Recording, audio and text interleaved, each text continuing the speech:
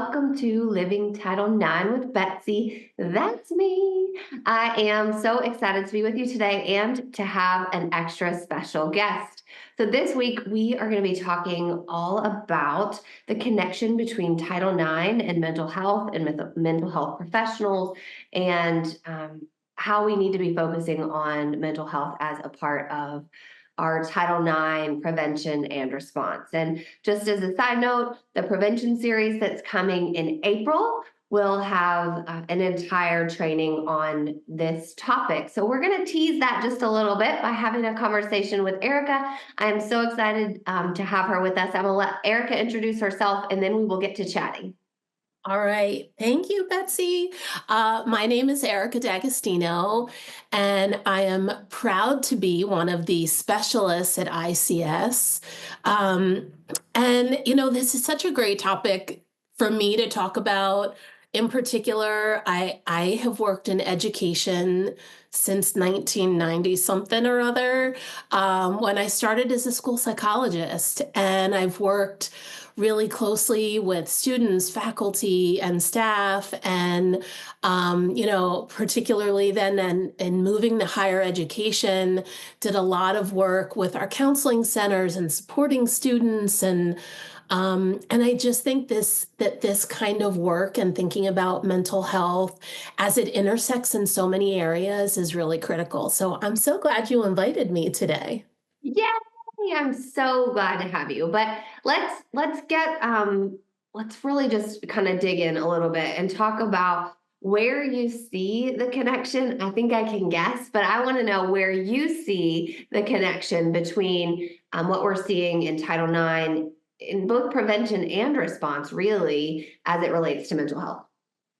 Yeah, so I feel like we could probably talk for an hour about where mental health kind of overlaps or intersects with the work of Title IX. And I feel like it's so important to say, particularly right now, that I think one of the first steps that is critical is that all of the individuals who are doing the really great work on the ground in Title IX and related areas really need to sort of look inward at the moment.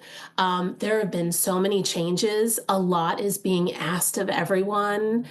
And at the same time, people, as is human, are having really natural reactions to changes. There may be people who are excited about some things. There may be people who are really unhappy about some of the things they're being asked to do. So I think this is a really good moment for everyone to kind of take a little bit of a break and do a check-in with themselves, see how they're doing, see how their reactions might be impacting their work with students and other administrators and faculty, and then check in, as a Title IX team to see how you're all doing. I feel like that's our starting point. Because it's been a wild ride for the last, I don't know, however many months. People are changing policies and implementing new, and then, re-implementing the old. And so this is just a good moment for everyone to make sure they're okay. Beyond that, I think that mental health and how a student or an employee is doing, how the sort of status of their overall well-being can have such an impact on whether they decide to report at all to anyone, even a confidential resource, or how they handle an investigation and a hearing. Though their well-being is going to have a major impact on whether they can even make it through that kind of a process. And so having support systems and teams that are really well connected at your schools and institutions of higher education, I think is so critical, because we know that terrible things can happen when a student doesn't feel supported or an employee doesn't feel supported. Sometimes we we find that people leave jobs, they leave schools because of conduct that's occurred when they don't feel that they have the capacity to move forward with the process. Sometimes they leave midway through the process. And we've also had really tragic cases, with students and employees where their mental health issues really had significant and severe impacts, and people working with them sort of also experience the trauma of losing people. So this is just really like foundational for our work, I think, is making sure that we're checking in and supporting people and creating networks and resources as we all move through these processes that we're going through.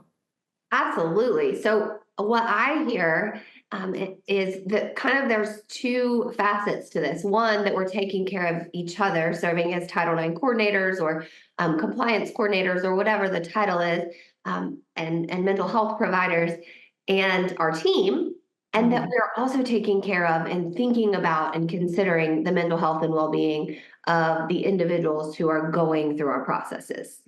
Yeah. Fair? Yes. Yes. You took everything I said and yes, you got to the heart of it. I think so. This is part of why I think ICS is great, right? Care and support. And that is exactly what we all in the Title IX world should lead with is care and support, care for the people around us.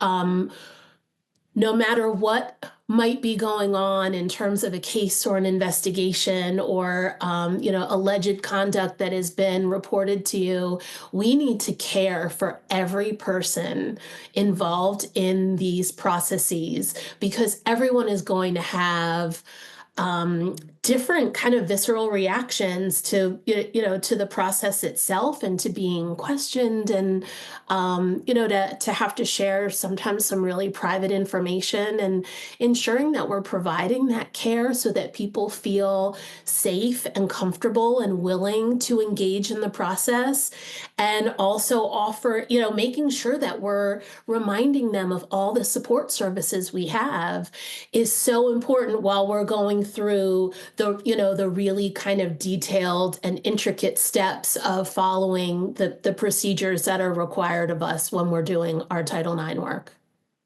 100%. And I think our timing for our recording today is pretty epic because we just walked out of a team meeting where we were sitting and talking about kind of supporting each other in the state that the country is in. And there's a lot of flailing happening by us and our clients and really just making sure that we're taking care of each other. So I think that was super important and actually quite nice for the two of us to come and have this conversation right after that. But one thing I want to point out is that ICS is hosting two symposiums in April.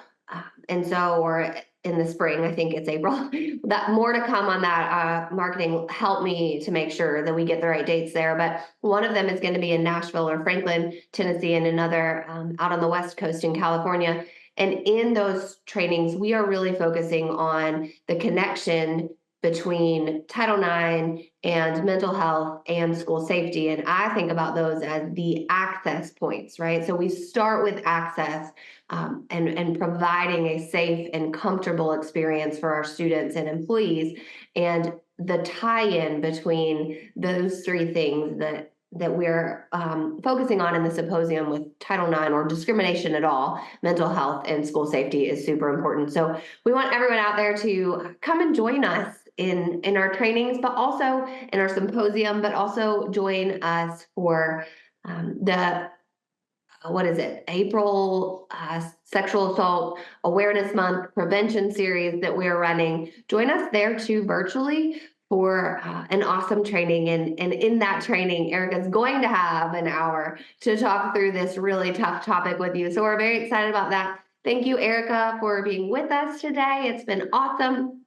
I say us, meaning Thank you. me and all of those others of you out there watching. So thank you. And then before we get out of here, I want to highlight our mugshot of the day and the newest member of our mugshot club.